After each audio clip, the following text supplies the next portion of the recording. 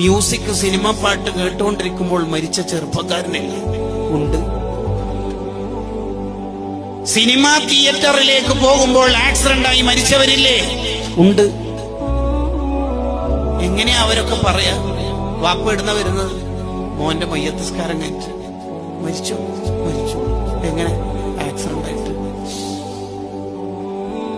എവിടെ നിന്ന് ആക്സിഡന്റ് ആയത്? ഇന്നാലിനടുത്ത്. എന്താ പറ്റിയത്? എവിടെ പോവായിരുന്നു?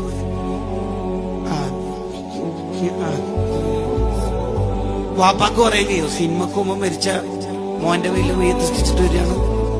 പറയാൻ പറ്റുമോ? അത് ഒരു സ്ഥലം വരെ പോയിട്ട് വരുന്നു. ഒരു സ്ഥലം വരെ എന്ന് വെച്ചാൽ കോളേജിലേക്കാ. എന്താ പറയാ,